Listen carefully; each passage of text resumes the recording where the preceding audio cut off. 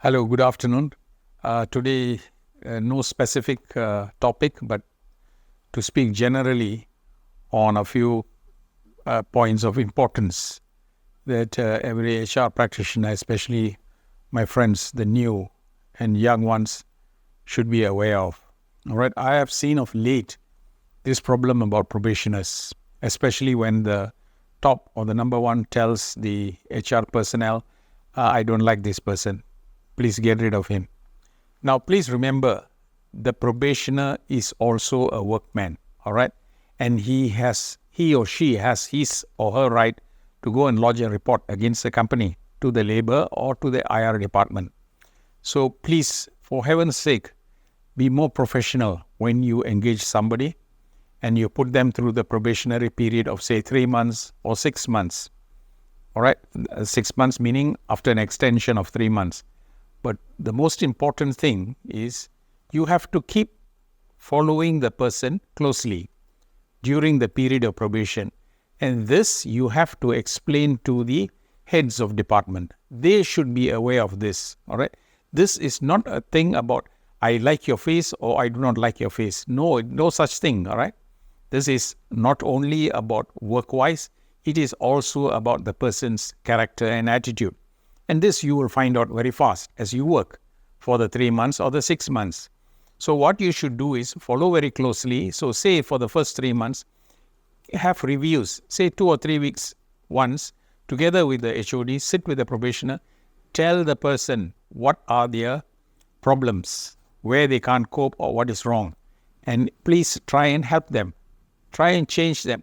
And all these things must be put in writing, all right? You must tell them that this has been found, your faults. Please ensure that you rectify your problems. Because without doing that, they also won't know. It is not just that you wait for 3 months or extend for another 3 months to 6 months and then tell that you have not been suitable, all right? You don't have a correct attitude. Your attitude towards work is no good, so this is the end. We are not going to confirm you, we are going to terminate you. No, that is not the right way to do it. The right way to do it is to follow very closely and put everything in writing. So at the end of the probationary period, all right, maybe 1 week or 2 weeks before, depending on the notice period, call up the probationer and tell them very professionally, we have followed you for the last 3 months or for the 6 months, and these are your faults, and we have highlighted these to you, and yet you don't seem to make any improvements. So we have no other choice but to release you, not confirm you, all right, and let you go. So this must be followed. Importance of documentation, writing.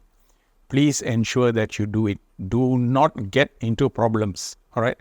It will be very unfair for you to just get rid of somebody and then finally end up in labor or IR department and then for conciliation purposes, and then in order to settle the matter, you pay 2 months or 3 months salary. I mean, why do you just go and waste money there? Okay? Be professional. So at the end of the day, you don't actually pay the person. All right? So I think that should be the most important thing as far as the probationer is concerned. All right? The other thing that I would like to highlight is this thing about maternity leave. Now, as you know, the amendments to the Employment Act 55 clarify and says very clearly that now the maternity leave is from 60 days to 98 days. All right? So you have to actually grant the 98 days. All right? No such thing as, the mother is feeling well and the mother after 60 days want to come back to work. Not. You just follow the law. If it is 98 days, please ensure that you give the 98 days. Because you cannot allow the person to come back after 60 days. And if something happens physically, mentally, or whatever, medically, then you will be solely responsible. So let them have it. The other thing that comes up is this thing about prior to the delivery, all expectant mothers will need to go for checkups. All right. They need to go and see the doctor, the gynecologist for checkups on how the mother's health is going and how the baby inside is to be. So for these things, you can give them time off. It's not an issue. And worst come to worst, even if they take the day off or annual leave, and if granted a medical leave by the doctor, attending doctor, please accept it. All right. I don't think that they want to, no mother will ever want to, make use of this for their own benefit, to go and have a gala good time outside, because we will know that. And you as an HR personnel, please remember, you also came from the lineage. You would have your mother, your sisters, everybody in the family. All right, they were all gone through this. So please be a bit more humane.